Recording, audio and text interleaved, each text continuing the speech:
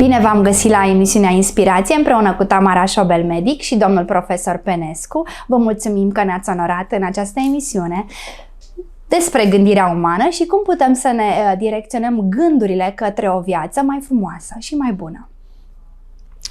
Vă mulțumesc pentru introducere.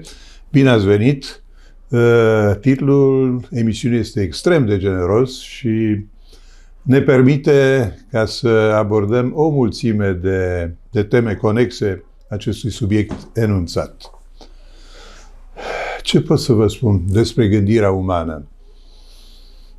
Gândirea este probabil ceea ce face diferența dintre om și celelalte vietăți, patrupede sau de alt ordin. Sigur că gândirea există și la ființele, la mamiferele, să spunem, mai puțin evoluate, dar gândirea omenească este probabil acea fărâmă de îndumnezeire.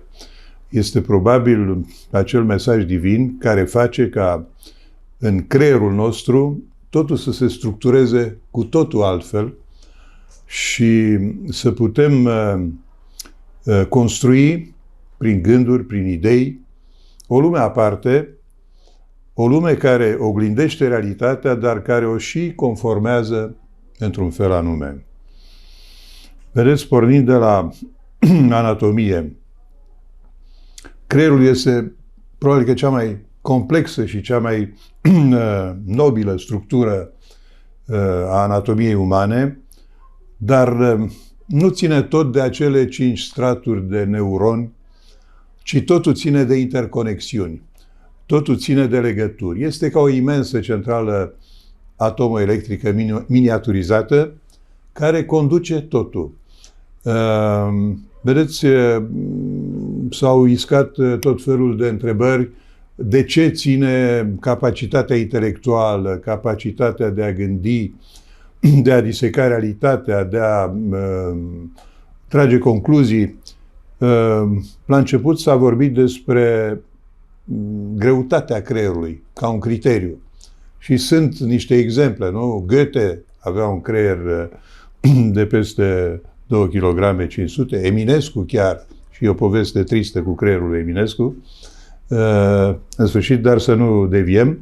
S-a vorbit apoi despre, dar, cum spuneam, există inteligență benefică în legătură cu dimensiunile creierului, dar, uite, de exemplu, Goebbels, care a fost o inteligență malefică, avea un creier de sub 800 de grame, spre deosebire de ceilalți pe care i-am citat. Apoi, se vorbea despre suprafața creierului și cu cât sunt mai multe circumvoluțiuni, mai multe încrețituri, cu atât suprafața este mai amplă. Dar știți cine are cea mai încrețită scoarță cerebrală? Capra și oaia. Deci nu sunt cele mai inteligente aia. Nu se știe de unde. Ceea ce e esențial sunt, cum spuneam, conexiunile care se creează între aceste straturi. Deci, în mintea umană există o capacitate incomensurabilă de stocare de informații, de percepții. Nu se compară cu niciun aparat cât de perfecționat. Acest creier uman este și sediul luminii care caracterizează ființa umană.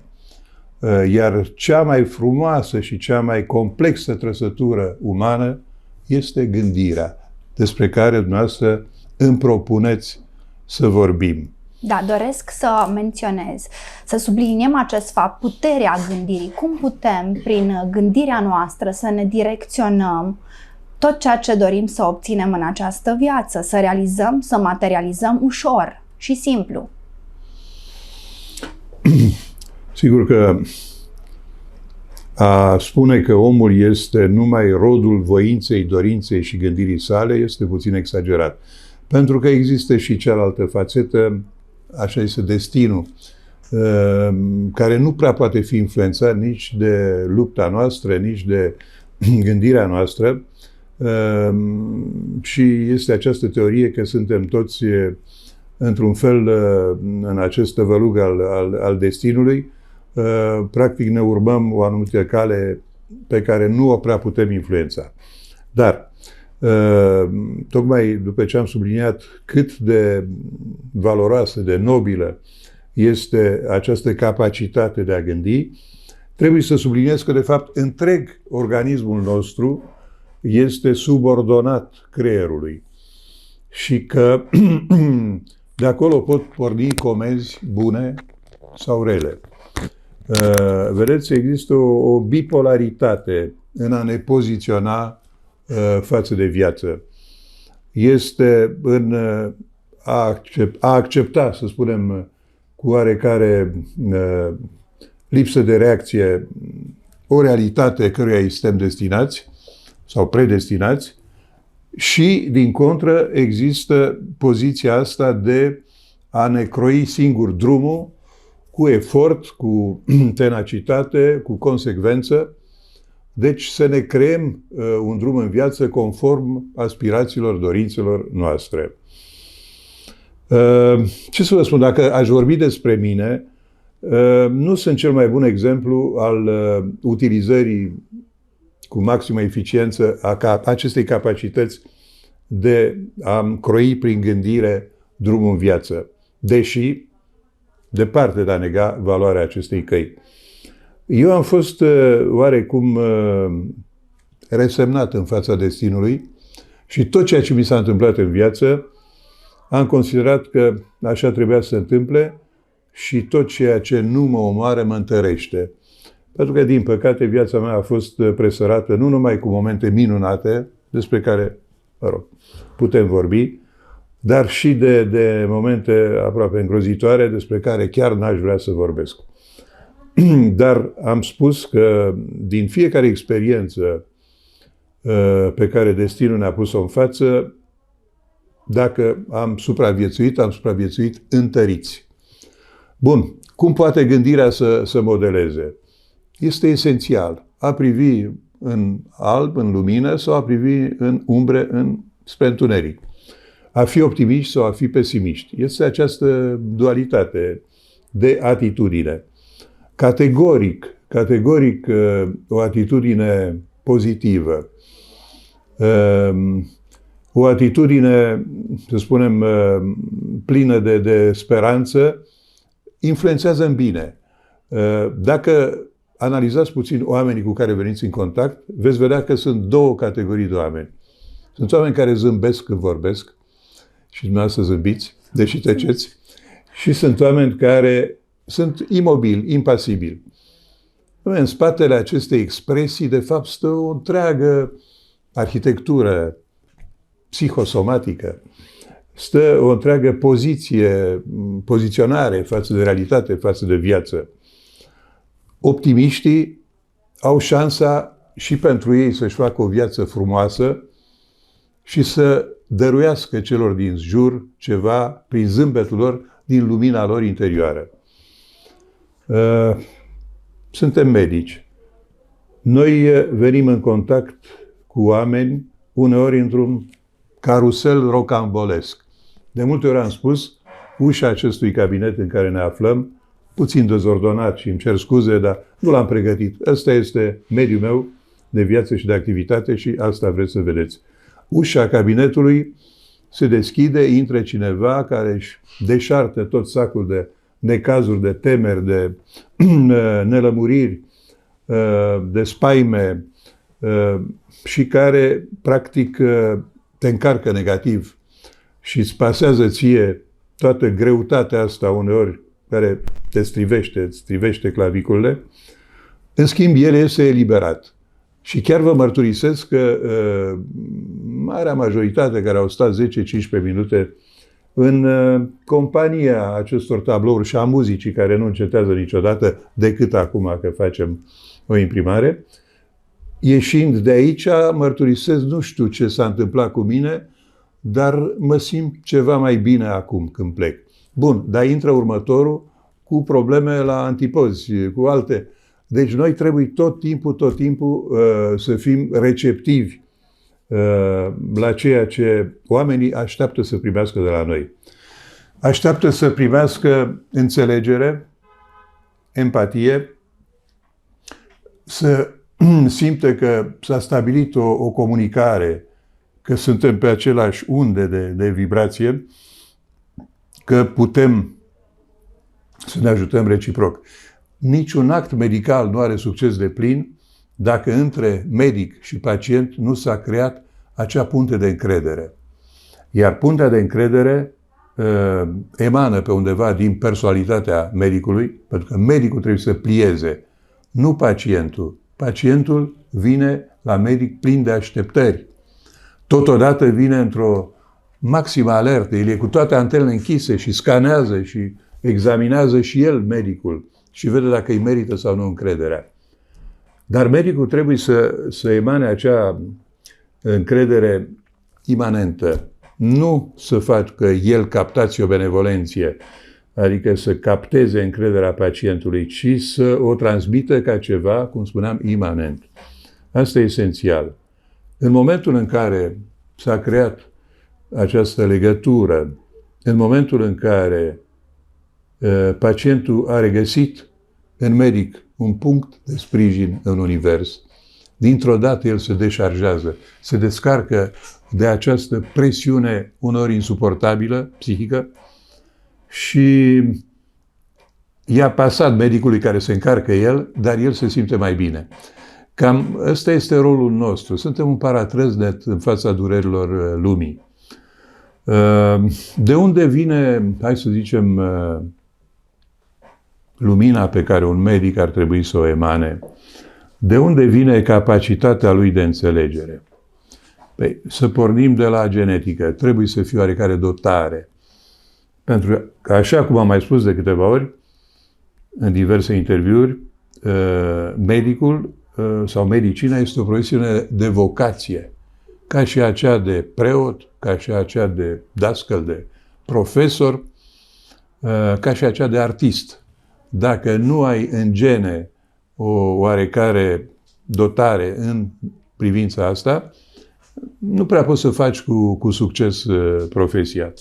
Poți să fii un foarte bun teoretician, poți să știi să aplici tot felul de algoritme de diagnostic, de scheme de tratament și așa mai departe, fără să greșești, dar totuși dai succesul pe care, în plus față de ceea ce spuneam, îl mai are un medic care știe să creeze această comunicare, care reușește să empatizeze cu pacienții. Deci de unde vine? Vine din genetică, vine din pregătire și vine din modelarea pe care spiritul o poate realiza în destinul unui profesionist. Adică gândind într-o anumită manieră, gândind la misiunea noastră, și este o misiune înalt umanitară. Medicul este cumva ca și preotul, numai că nu are sutană neagră, are sutană albă, acest halat care e uniforma lui de lucru. Pacienții vin la medic, în general, dezorientați, temători, alertați de niște semnale interioare pe care nu le pot interpreta, speriați de ce le oferă viitorul, speriați de suferință, de durere, de moarte. În momentul în care un astfel de pacient ajunge în preajma medicului, trebuie să găsească în el un reper. Trebuie să găsească un om care îi oferă o șansă, o alternativă. Nu să-l mintă și să-i spună: lasă, domnule, ce spun analizele, ce spun doctorii alți, te fac eu bine. Nu. Să-i spună: da, realitatea este astfel, este destul de grav ceea ce aveți. Dar în orice situație există o rază de speranță, există o cale. Există o cale de a trece peste acest obstacol, există o mică luminiță, există o speranță. Speranța este cea care ne ține, cum să vă spun, legați de viață și de frumusețea ei. Chiar recent am scris câteva rânduri despre un bun prieten, mare artist, care s-a stins cumva în mâinile mele și ale colegilor. am spus la un moment dat că ceea ce a rămas tot timpul prezent în personalitatea lui era zâmbetul. Chiar dacă în ultima parte era un zâmbet chinuit și o mână tremurândă. Dar în momentul în care a înțeles definitiv că destinul său l-a adus la capătul drumului, în momentul ăla am simțit că s-a pierdut speranța.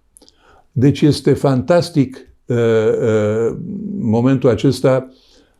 Atunci te desprinzi de lume, când pierzi speranța, nu când încetează neapărat să funcționeze organele. Mor precoce pentru că nu mai e speranță.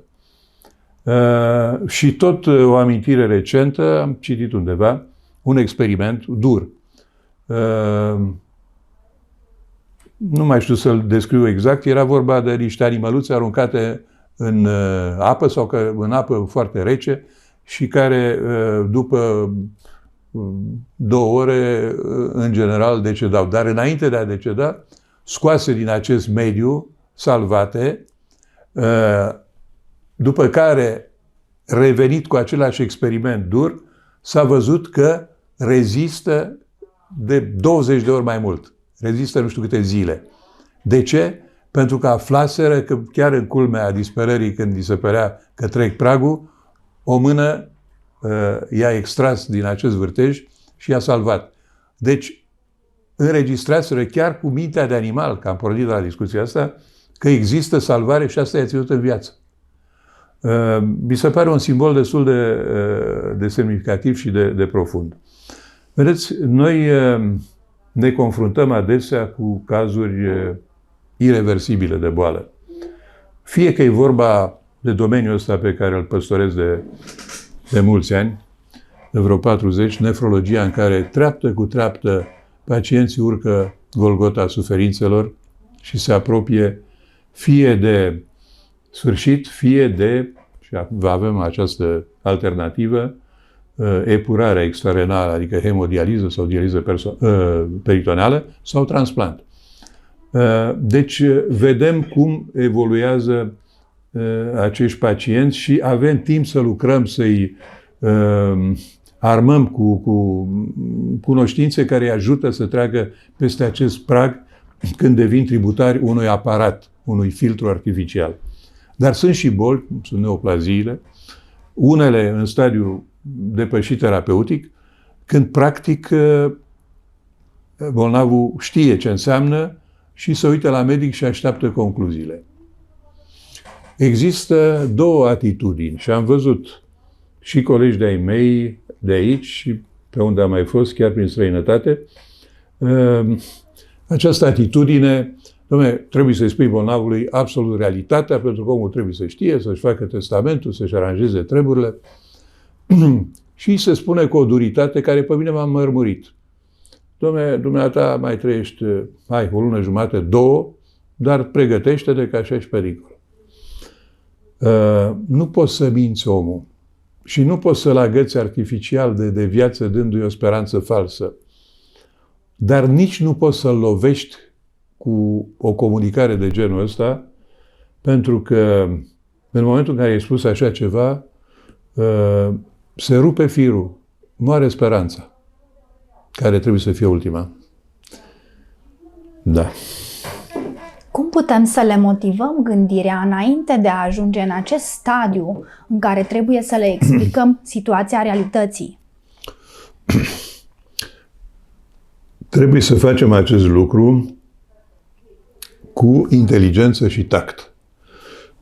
Încă o dată, repudiez minciuna de orice fel. Nu vom farda realitatea, nu vom escamota, dar în momentul în care spui un adevăr, dar lași o ușă întredeschisă spre speranță, în momentul ăla, cel puțin factorul ăsta psihic, care e atât de important, nu l-ai anulat.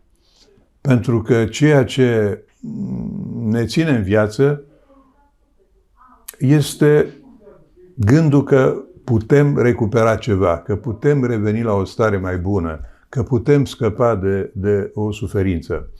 Acum putem extrapola, nu vorbim numai de boli și de... Vedeți, mă gândeam la trecerea asta inexorabilă a timpului, la percepția tinereții. Tinerețea este de obicei plină de sevă, de entuziasm, de energie, de fantezie, de armonie și de inconștiență. Pentru că ne risipim cu o generozitate absolut vinovată și nu ne trăim anii cei mai frumoși pentru că nu suntem conștienți de ei sau nu suntem conștienți de fuga inexorabilă a timpului și de înaintarea asta absolut, cum să spun, fatală spre vârsta maturității și ulterior a senectuții. De multe ori se zice, dacă aș fi avut mintea de acum în tinerețe și capacitățile de atunci când am și mintea, dar nu se potrivesc. Cert este că o viață trăită în armonie nu trebuie să perceapă ca un șoc, știu eu, pierderea treptată a capacității care a fost la un moment dat maximală, fizică și psihică. Fiecare vârstă are frumusețea ei, armonia ei. Trăiește în realitate foarte puternic la tinerețe și în iluzii, dacă vrei.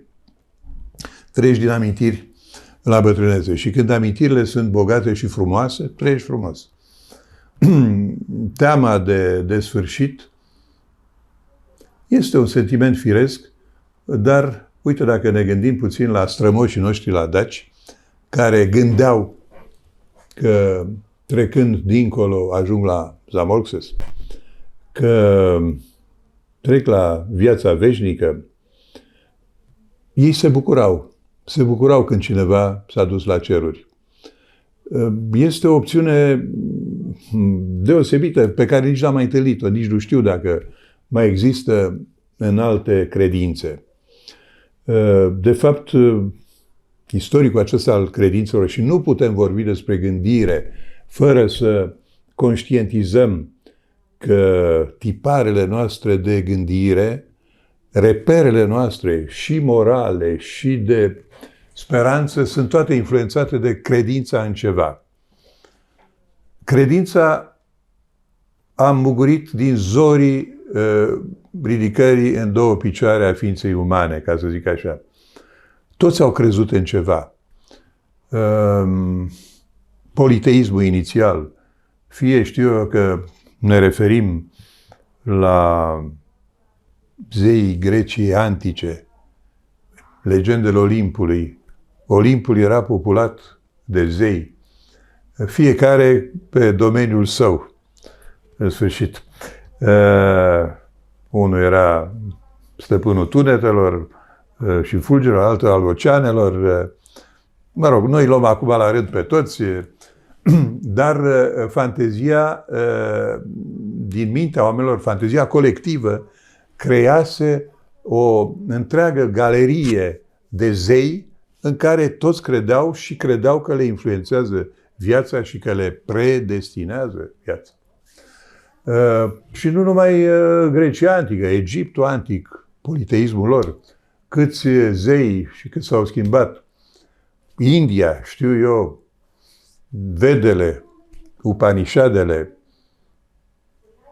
am citit în adolescență, în răstălmăcirea lui Raja Gogapalahari și traduse de Coșbuc în limba română, Vishnu și alții.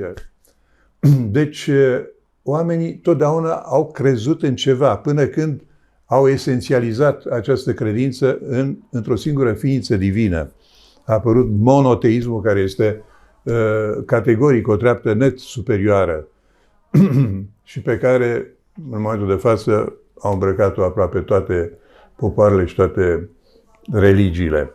Cert este că, indiferent cum să numesc aceste ființe supreme, ce nume poartă în fiecare religie, sunt simbolul a ceva atot cuprinzător, atot văzător, atot puternic, care guvernează întreaga lume. Chiar dacă poartă nume diferite.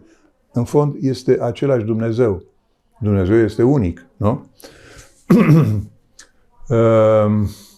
Considerați că putem accesa această putere supremă prin gândirea noastră simplu și ușor, deoarece, așa cum ați specificat și dumneavoastră, cu gândirea putem foarte rapid călători în diferite locații și în diferite activități, însă ceea ce doresc să obțin este o implicare mai non-activă în realitate. Deci să călătoresc cu gândirea cât mai mult și să realizez prin gândire, să mă implic într-o realitate pozitivă, dorită.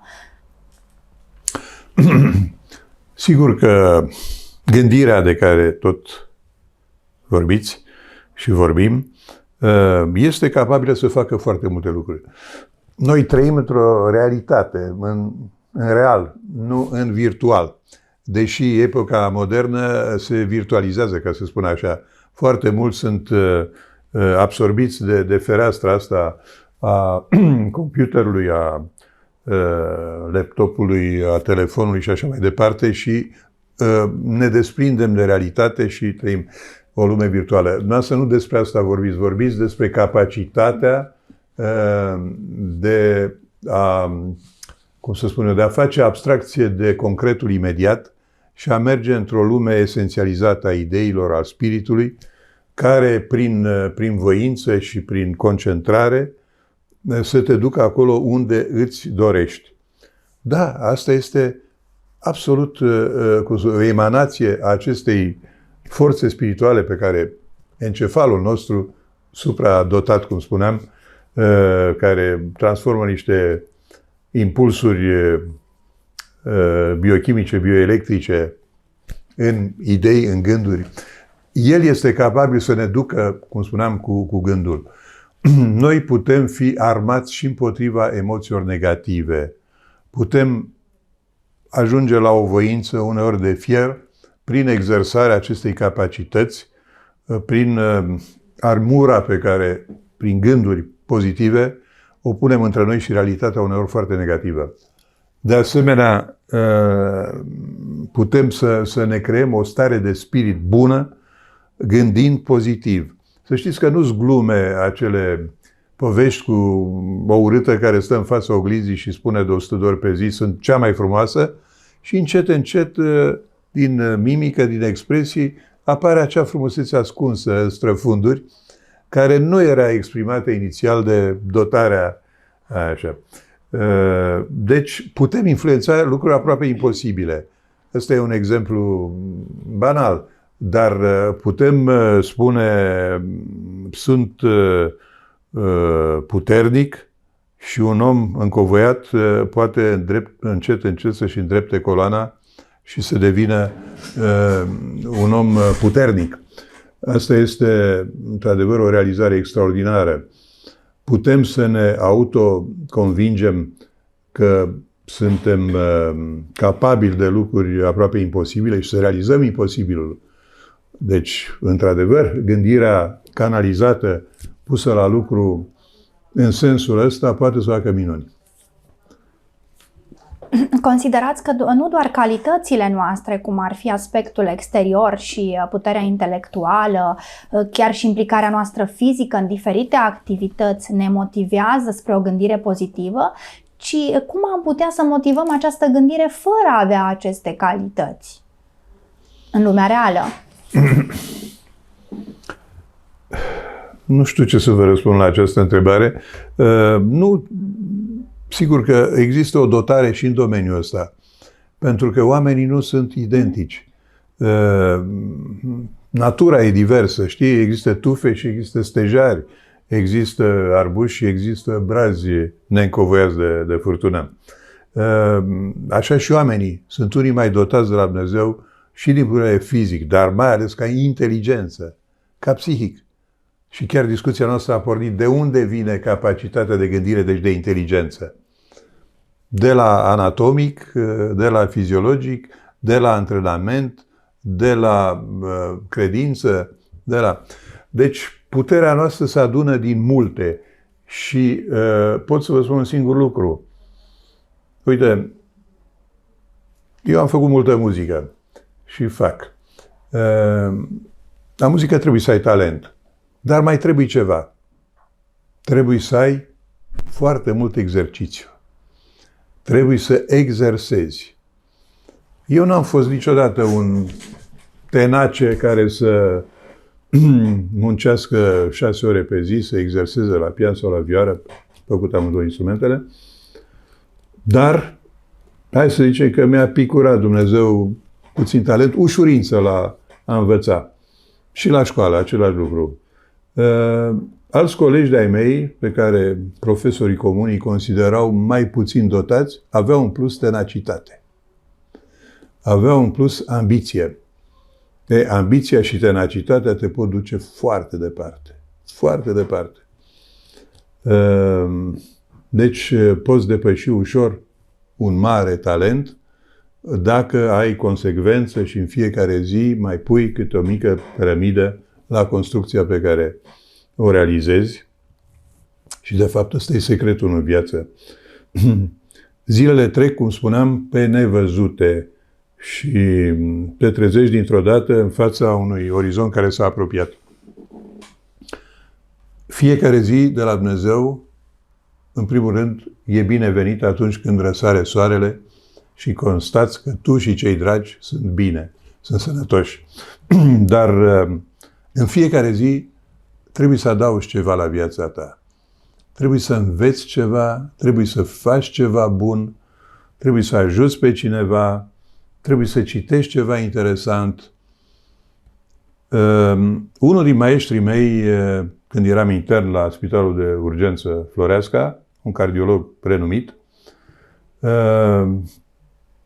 mi-a povestit că atunci când a intrat la Facultatea de Medicină, a făcut un fel de legământ cu el însuși, ca fiecare zi din viața lui, în fiecare zi din viața lui, să citească cel puțin 50 de pagini de medicină. Fie articole, fie tratate, fie... Era un om de 65 de ani și continua, nu în ritmul ăsta, mult mai sus. Sigur că era un savant. Poate el a avut colegi cu... Eu nu spun că era foarte inteligent și foarte... Dar o fi avut colegi la același nivel care n-au acționat așa și care au rămas pe undeva în urmă. Deci secretul în viață e ca fiecare zi să însemne ceva, dacă se poate, în sus și nu în jos. Pentru că altfel, să știți, uitarea se așterne. Neexersarea, indiferent că vorbim de un instrument muzical sau vorbim de știința noastră medicală sau, știu eu, matematică sau inginerească, dacă nu citești tot timpul, dacă nu faci eforturi să te ții la curent cu anumite noutăți, începi să cobori pe scala asta pe care ai urcat cu atâta greutate. Deci, apropo de dotările inițiale, fizice, psihice, ele pot fi modulate prin gândirea care îți impune un anumit ritm și o anumită direcție. Minunat! Având în vedere că avem aceste dotări, deci fiecare dintre noi a fost înzestrat cu anumite dotări, totuși am putea să ne automotivăm prin a ne planta singuri acest sâmbure de automotivație. Faptul că am ajuns aici la dumneavoastră nu este o excepție sau un miracol, ci a fost un gând al meu, bine însămânțat. Mi-am dorit foarte mult să pot să învăț de la cei mai buni. Care gânduri frumoase v-au adus pe dumneavoastră astăzi, în forma materială în care ne aflăm, să fim așa, în această situație, de a explica și a vorbi despre gânduri pozitive? Vedeți, comunicarea între oameni ține de o anumită, cum să spun, frecvență pe care se pot afla la un moment dat oamenii. Un termen pe care îl desfid este chimia dintre oameni. Se suprauzitează astăzi acest termen și iar mie nu-mi place. Dar există capacitatea de a comunica, există această rezonanță care face ca la un moment dat să uităm, cum cred că am uitat amândoi, că suntem într-o cameră de spital, că la câțiva metri sunt bolnavi în suferință, că viața spitalului foarte dinamică și foarte clocotitoare continuă și pentru moment ne-am axat pe niște subiecte care ne-au extras din realitatea imediată și ne-au lăsat în voia gândurilor.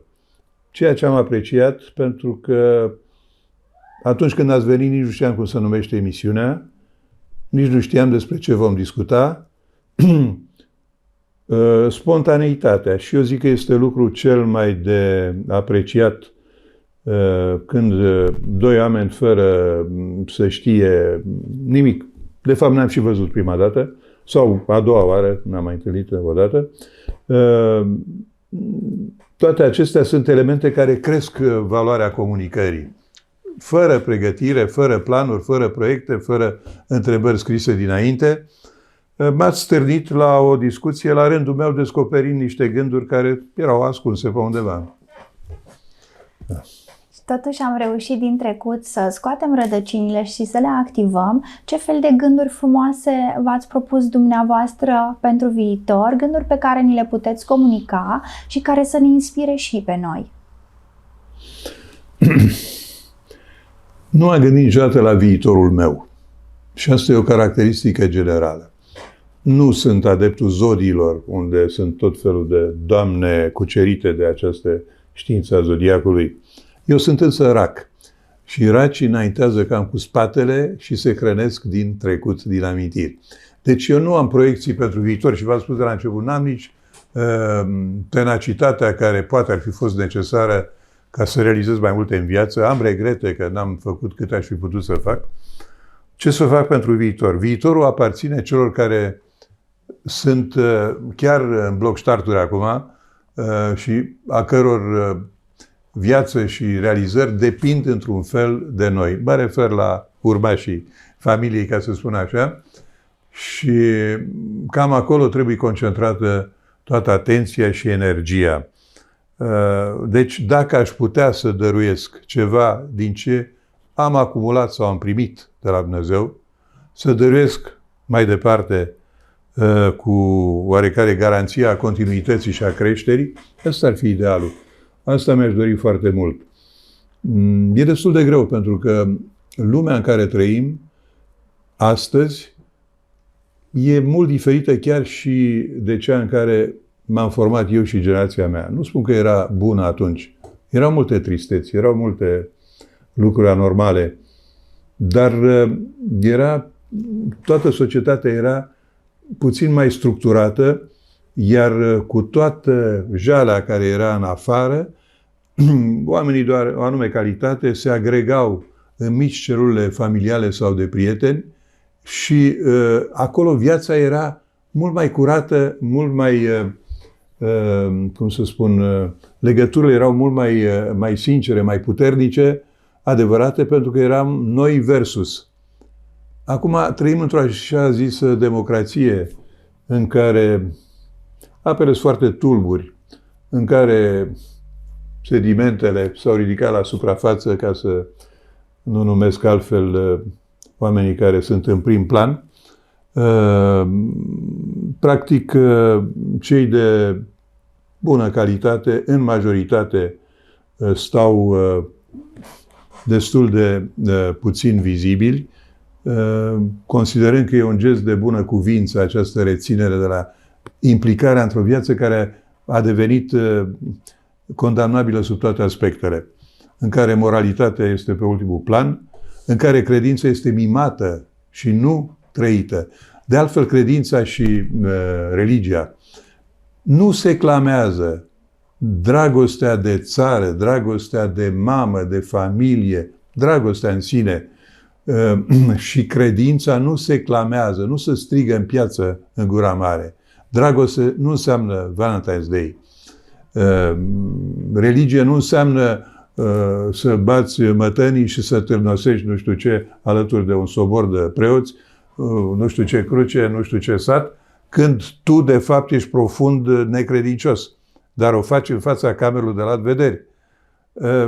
Falsul, toate aceste fantoșe ale realității, tot ce parazitează și impregnează negativ societatea noastră, toate acestea ne fac să avem ca un sens și ca desprinderea de acest tumult care vine peste noi și înghite totul și se pierdă, știu eu, valorile ancestrale. Vedeți, bunul simț al omului de la țară, care era renumit, al omului modest, care trăia din lucrul pământului, din creșterea vitelor, din recoltele lui modeste, dar îi țineau în viață.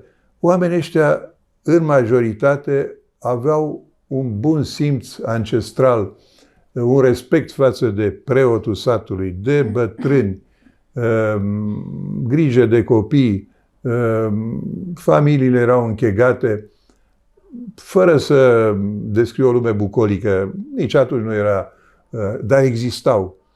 Acum trăim într-o artificialitate extraordinară. Nu mai avem nici sat în sensul tradițional și nici oraș, pentru că sătenii ăia au fost, cei tineri au fost împinși la muncă în orașe într-o industrializare forțată,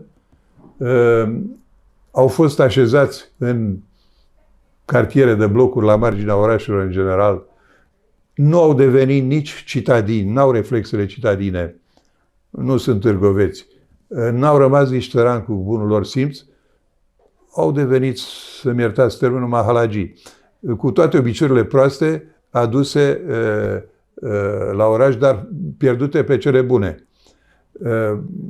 Din păcate, vedeți, orașele noastre nu sunt curate, nu sunt organizate, nu sunt așa cum sperăm toți, așa cum vedem orașele din vest.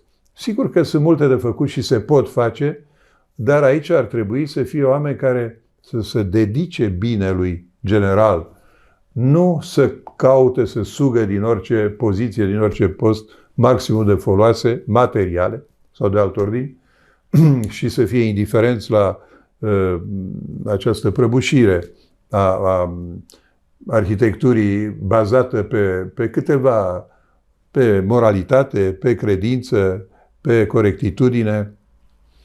Din păcate, societatea modernă nu ne oferă perspective în sensul acesta.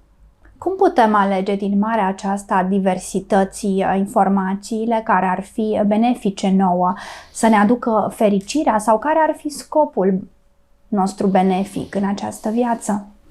În primul rând, un dicton pe care l-am gândit și mi l-am impus din adolescență, să nu-ți faci iluzii ca să nu ai deziluzii.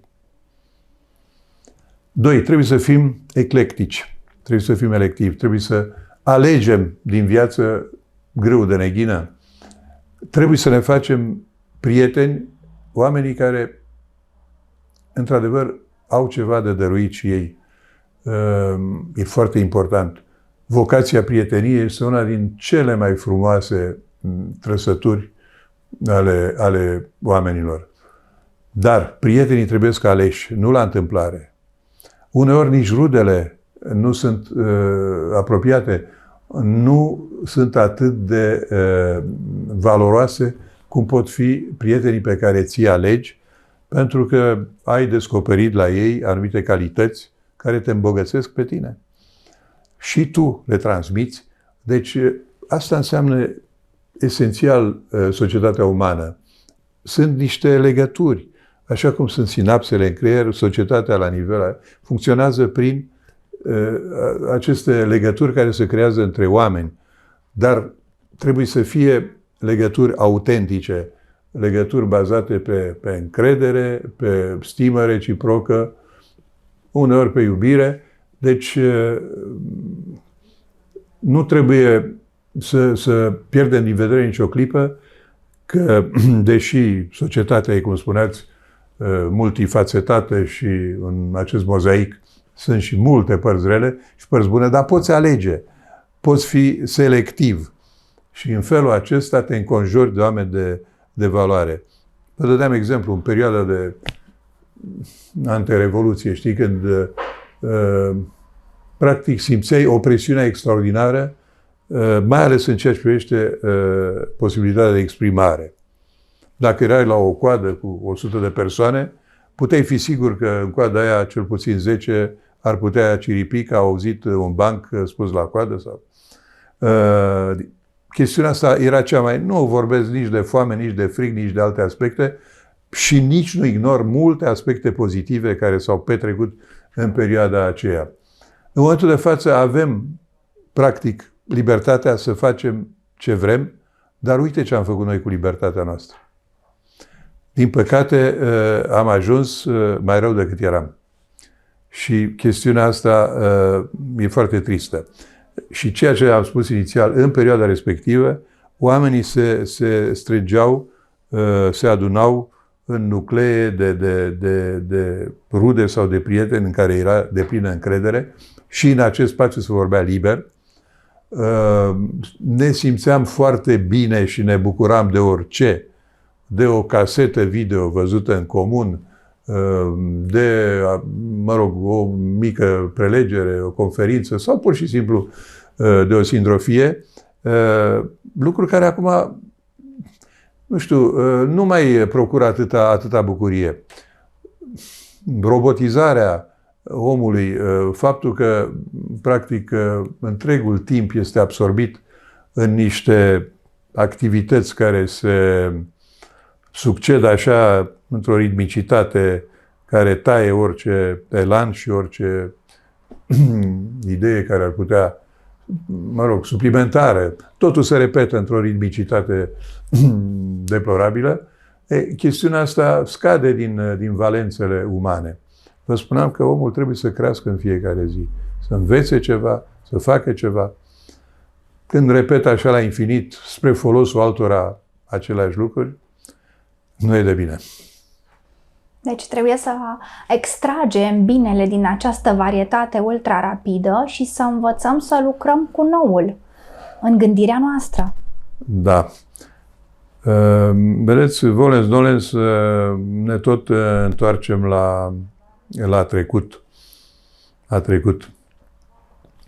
Înțelepciunea acumulată de-a lungul mileniilor, să știți că s-a transmis ca un filon foarte valoros prin inițiați. Mi-aduc aminte de o carte extraordinară, Les Grands Initiés, Mari Inițiați, în care se vorbește de Iisus Hristos, de Buddha, de Mahomet, de Orfeu, de Arhimede,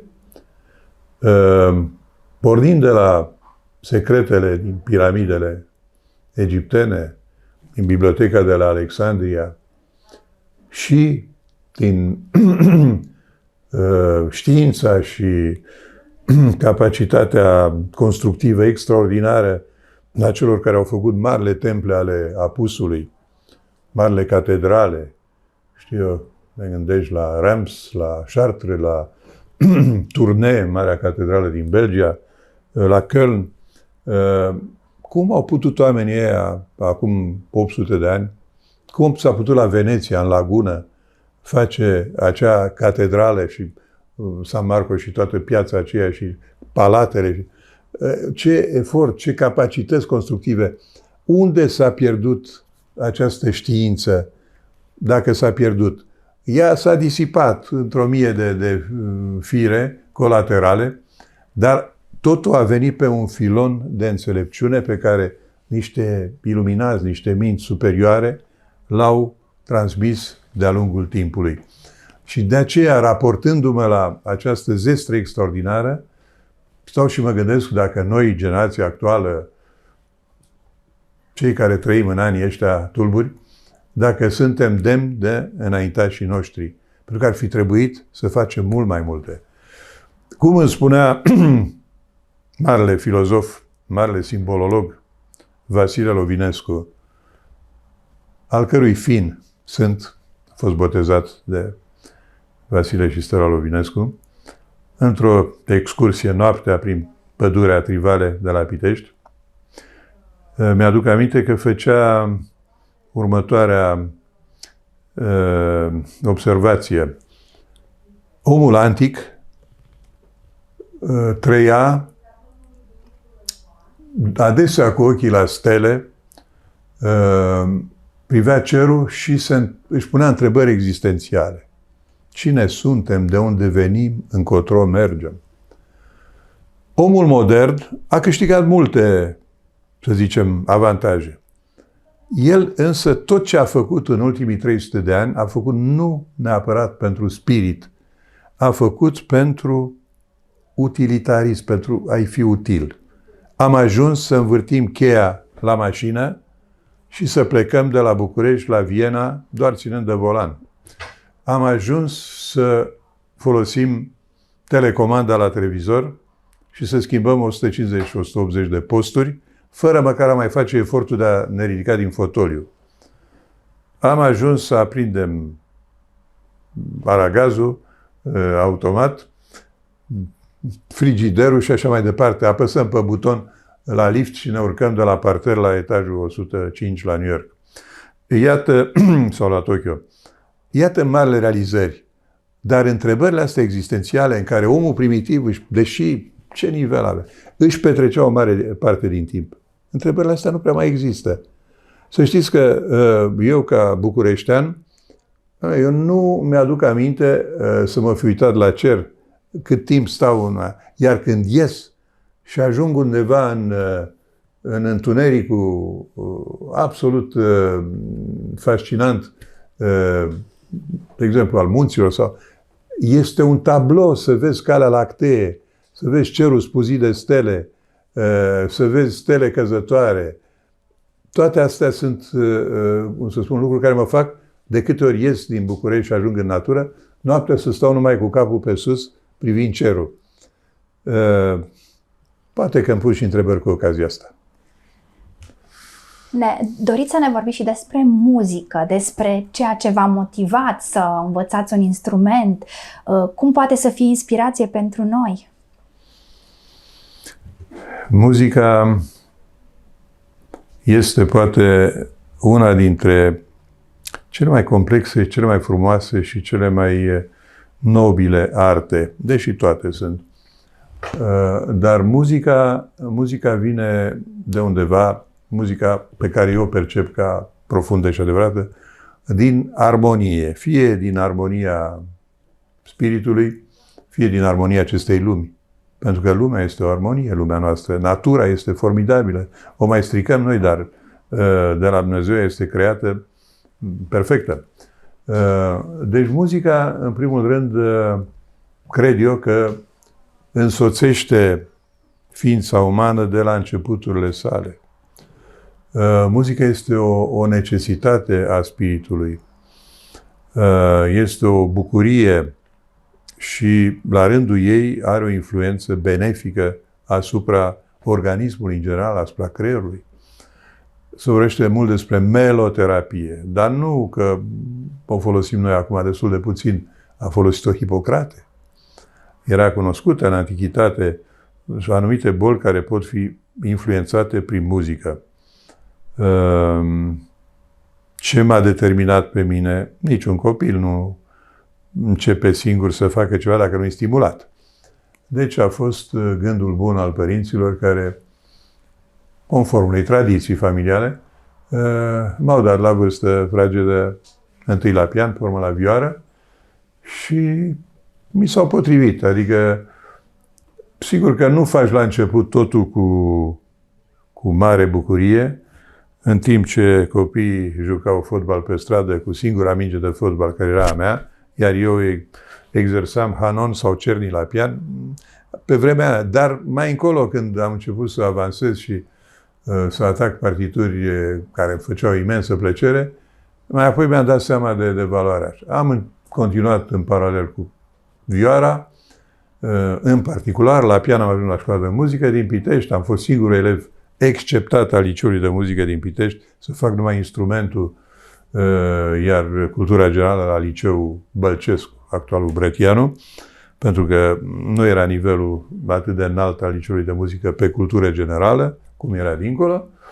Am intrat din anul întâi în orchestra medicilor, care a doua familie, a doua casă, și cu care am continuat, dar e foarte mult de vorbit pe subiectul ăsta.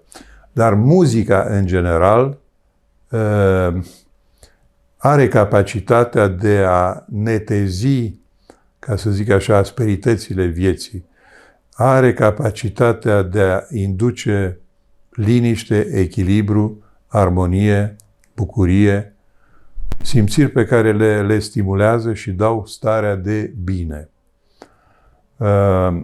Și mă refer și la muzica pe care o ascultăm tot timpul, cum spunea Celibidache, muzica în conserve, imprimări, din care el a făcut destul de puține, sau muzica ascultată pe viu, live, care este, într-adevăr, are alt mesaj, iar comunicarea care se creează între sala de spectatori melomani și cei de pe scenă este formidabilă.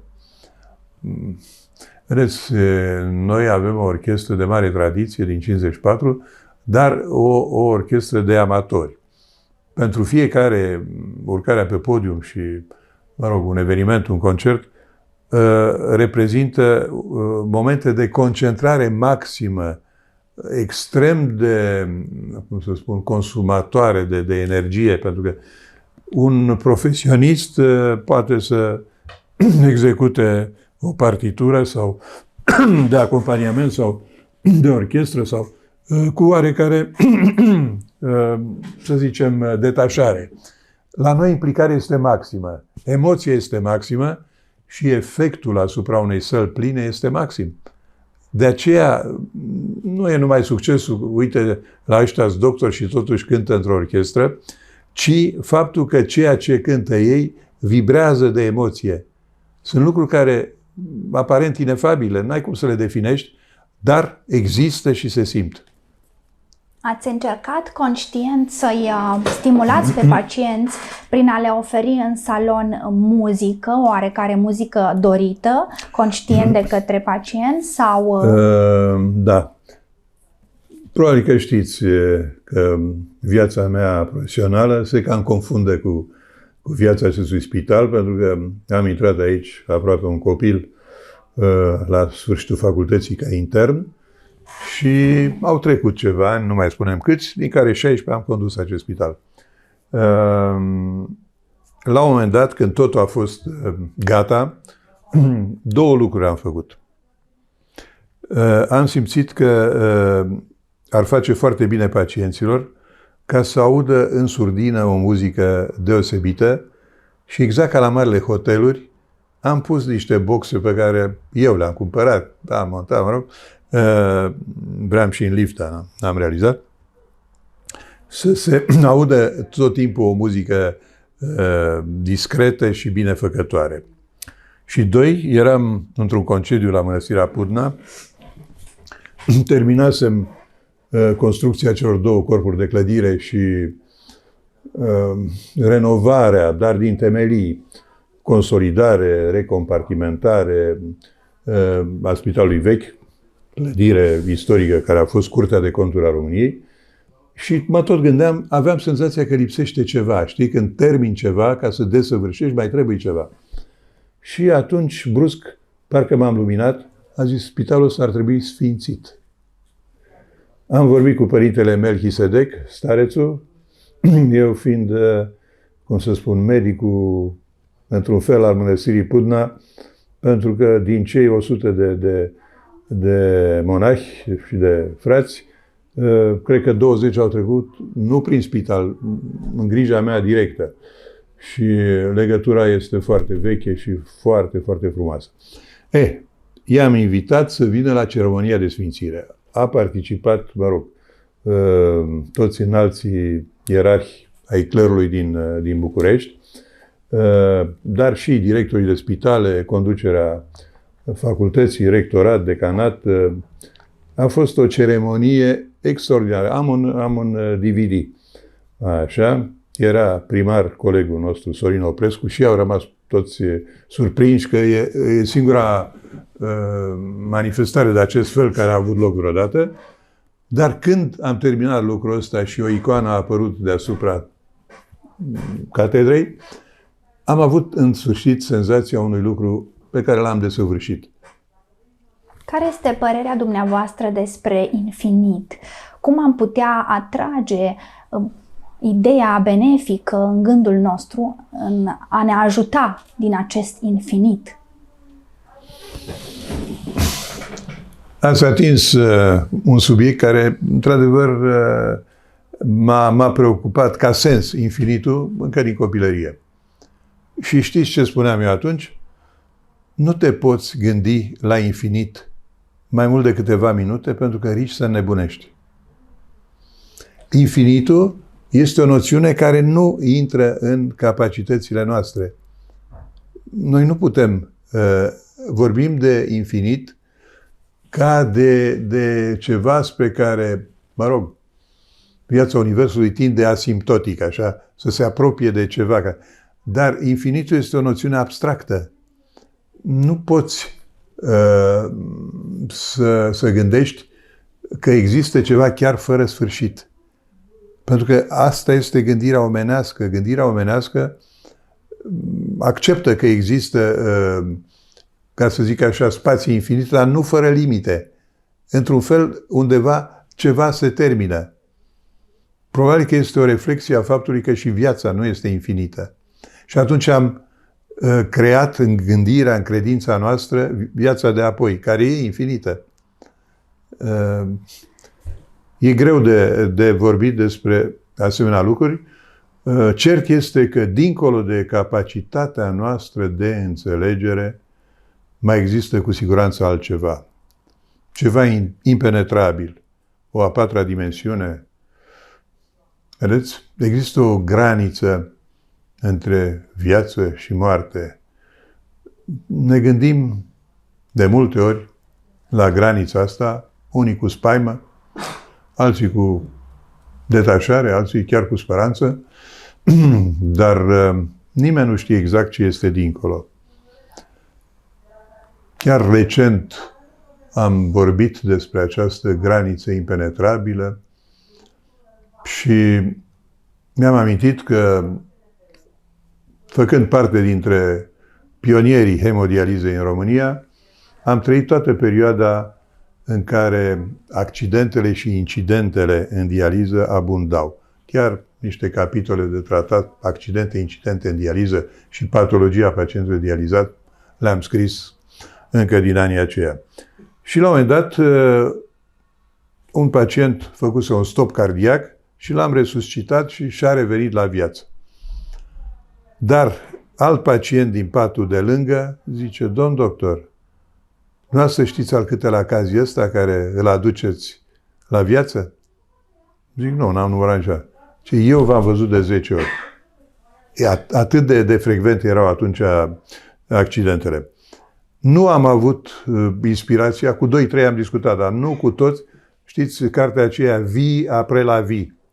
Vie après la vie, în care toți care au fost interogați conform unui chestionar răspund că au văzut acea lumină care te chema, aproape imposibil să-i te opui aceste atracții spre frumos, spre luminos, și că s-au întors rupându-se cu mare dificultate. Chiar dacă timpul ne permite, v-aș spune în mare sinteză o povestioară, dar adevărată. Am avut un pacient, profesor universitar la Politehnică, un om de mare cultură, care trecuse prin iadul pușcăriilor comuniste, fusese și la Canal și acolo, la Canal, a contractat, cred că, o febră tifoidă și a intrat în comă pentru 8-10 zile. A fost salvat, i s-a permis să-i pună niște perfuzii unui alt pușcăriaș săracul, care era doctor. Ce îmi povestea acest profesor care era internat la mine? Că în perioada asta în care conștiința era suspendată, a văzut niște imagini, a trăit niște senzații, lumini, parfumuri, armonii pe care limba și mintea omenească nu le pot descrie. Nu poți să găsești cuvinte ca să descrie așa ceva. Și la un moment dat a simțit acea atracție irezistibilă spre lumina care îl chema dincolo. Dar a auzit glasul mamei și s-a întors. A revenit, după un an, doi a ieșit din detenție și, povestindu-i mamei prin ce a trecut, ea a făcut o legătură foarte bizară. În perioada în care nu mai știa absolut nimic de el, mergea destul de des la mănăstirea Pasărea, unde era o măicuță clar văzătoare, recunoscută. Și am întrebat, măicuță, ce poți să-mi spui de fiul meu? Și odată i-a dat un răspuns de genul, zice, fiul dumneavoastră este foarte aproape de Dumnezeu acum, dar se va întoarce. Au mai trecut ani, bătrâna era la vârsta neputințelor și îl trimitea pe profesor cu câte un coșuleț cu merinde, ceva donații, danii, pentru măicuță și pentru călugărițe. Și el își oferea serviciile. Măicuță, dacă ai nevoie de ceva, orice, te rog să-mi spui, vreau să te ajut. Și măicuța i-a spus odată, și avea eu ceva, dar nu, e departe, nu vreau să vă... Ce nu are importanță, orice v-am spus, vreau să vă ajut. Și atunci i-a dat un pachet și a zis, astea sunt niște straie preoțești, lucrate de măicuțele mele, cu mare grijă și migală, lucruri foarte de valoare. Dacă vrei, ia-le și du-te în nordul Moldovei, la mănăstirea Vorona, și dă-le, te rog, unui călugăr care e acolo și pe care îl cheamă Teoctist și spune-i, vei fi următorul patriarh al României. Asta, vă jur, se petrecea cu 3 ani înainte ca Teoctist să devină patriarhul României. Povestea asta care mi s-a spus mie. Deci totul are o aură, cum să vă spun, de supranatural, și viziunile profesorului când era dincolo, pe malul celălalt a Stixului, pot să spun, și s-a întors, și previziunile acestei măicuțe. Deci iată lucruri care sunt dincolo de granița asta care ne desparte de o lume impenetrabilă pentru noi. Noi nu putem. Sunt multe lucruri care ne dau de gândit, dar pentru care nu avem nicio explicație. Da. Putem, din simplitatea noastră de acum, să transmitem către eul nostru viitor prin gânduri ceva bun, adică să-l rugăm să fie bine acolo în viitor, să se așeze, să se mențină în parametri buni, să fie ghidat oarecum? Adresat cui, să spunem, acest mesaj? Tot nouă în viitor. Tot nouă. Da, este, aș răspunde, în aceeași linie în care am spus că gândirea canalizată și concentrată asupra ceva influențează categoric. Adică putem, poate și în interconexiune cu credința și cu rugăciunea, pentru că, de fapt, rugăciunea ce este? Este un gest, în primul rând, profund omenesc, de care toți simțim nevoia, indiferent că suntem hinduși, că suntem egipteni, că suntem greci, că suntem latini, sau toți simțim nevoia să ne rugăm, iar forța rugăciunii, care este gândire concentrată, distilată, îndreptată la un cel precis, rogi ceva, cer ceva, dorești ceva, asta se face simțită până la nivelul de minuni la cei superdotați. Dar și noi, și rugăciunea colectivă este extraordinar de puternică, sau rugăciunea sub bolta în biserică, sub bolta bisericii, are o forță de penetrație, se pare, mult mai mare. Da, cred că putem influența viitorul prin gândire și prin rugăciune. Mulțumesc foarte mult, domnule profesor, pentru informații.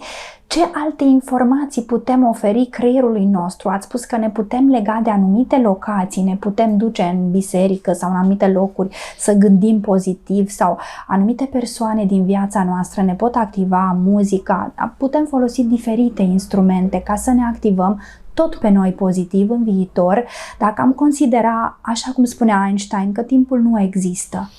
Ce am putea face acum?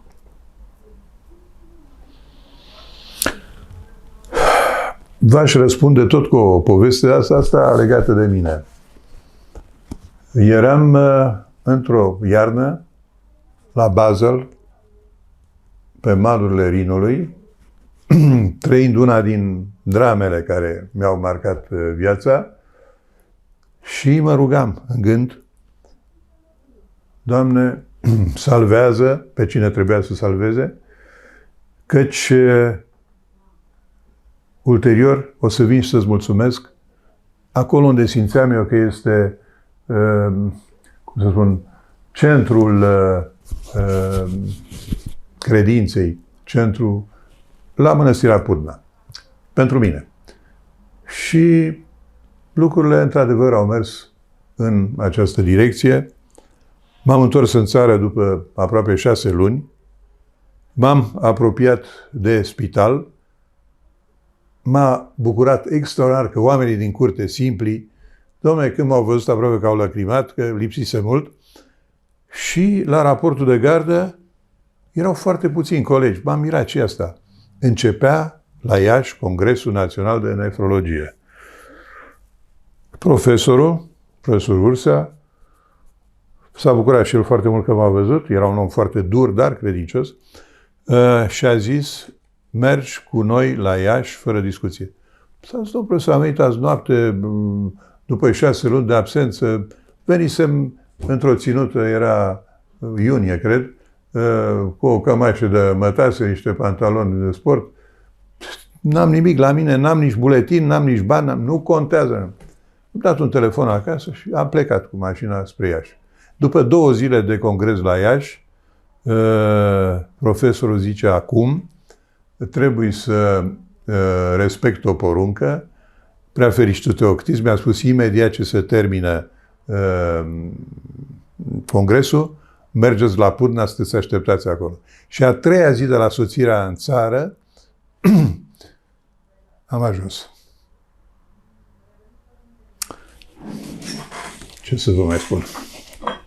Aveți, desigur, foarte multe astfel de exemple. Este minunat timpul cu dumneavoastră și observ că prin gândirea noastră putem modela foarte mult exteriorul, adică nu putem transmite doar pentru noi ceea ce ne dorim, ci și pentru mediul care ne înconjoară. Deci putem să ne rugăm și pentru rudele, prietenii noștri, Categoric. pentru viitorul unei țări. Categoric.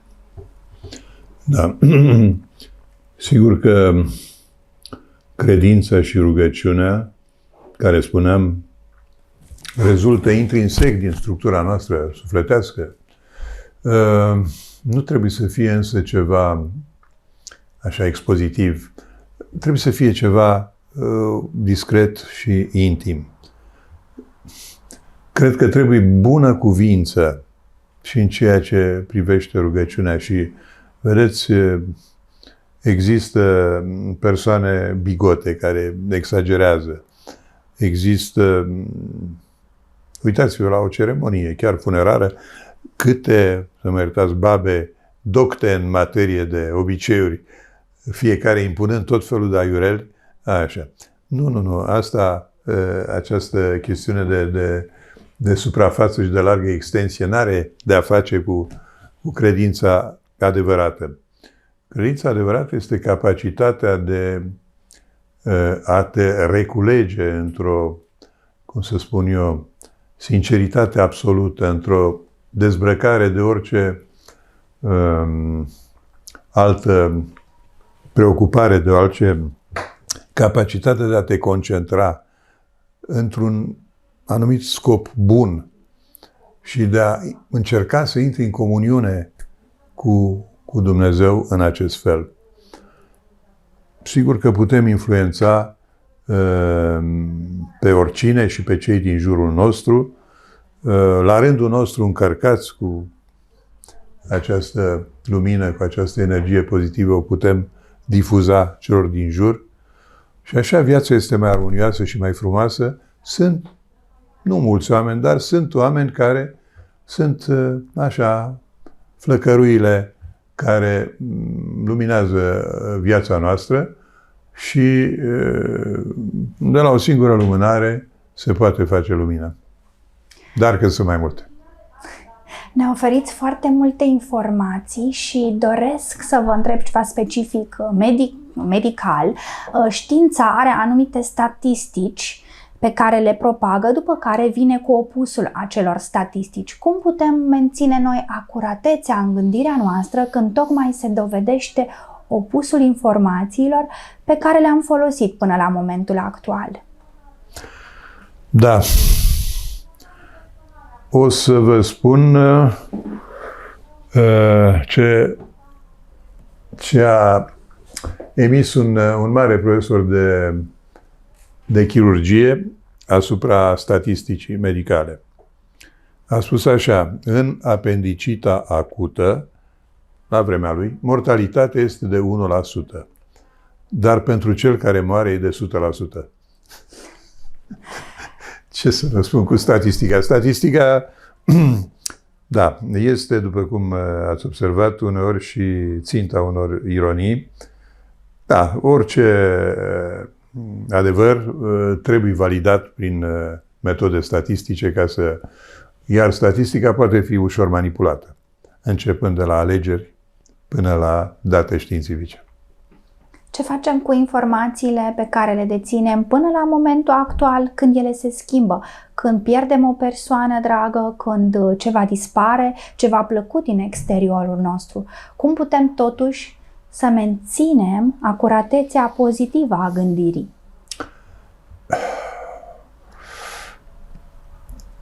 Adaptabilitatea este cea mai mare capacitate și calitatea omului. Vedeți, suntem adesea puși în situația să facem față unor încercări, unor situații noi. Dacă rămânem încremeniți într-o anumită structură, dacă suntem, să zicem, neconsolați, nu facem un bine. Eu zic că toate aceste lovituri ale sorții care ne pot atinge trebuiesc, să zicem, atenuate sau estompate prin următorul mod de gândire. Gândește-te dacă cel pe care îl plângi ar fi de acord cu atitudinea ta de acum. Comportă-te cum crezi că și-ar fi dorit el să te comporți în situația în care ești acum. Și chestiunea asta este un sfat bun, pentru că dacă pui problema așa, vei vedea că nimeni nu propagă sau nu face pledoarie pentru o stare de deznădejde totală, de tristețe infinită, de plâns fără margini. Deci, totdeauna cred că dacă ar putea să sfătuiască cel trecut dincolo, ar spune: nu, viața merge înainte, comportă-te normal, păstrează-ți lumina, gândește-te numai la ce a fost bun și frumos, și cred că asta este leacul pentru a nu cădea în extrema negativă. Este minunat timpul cu dumneavoastră și ne-ar face plăcere să vă revedem cu întrebările domnilor care doresc și doamnelor care doresc să ne trimită aceste întrebări. Vă mulțumesc mult pentru sfaturile dumneavoastră. Și eu vă mulțumesc pentru că m-ați stârnit. Vreau să pun o surdină la tot ceea ce a spus. Nu sunt niciun guru, nu sunt un înțelept, sunt un om la care s-au acumulat niște ani în viață și ani care, hai să sperăm că n-au trecut degeaba. Și n-am făcut decât, cum spuneam, stimulat, să nu mai spun stârnit, de abilitățile dumneavoastră de conlocutor, să mă deschid așa în față și să vă spun câteva istorii care mi-au apărut așa pe ecranul minții instantaneu și care poate interesează pe cineva. Ne bucurăm să vă reauzim și să vă revedem. Vă mulțumesc! Vă mulțumesc!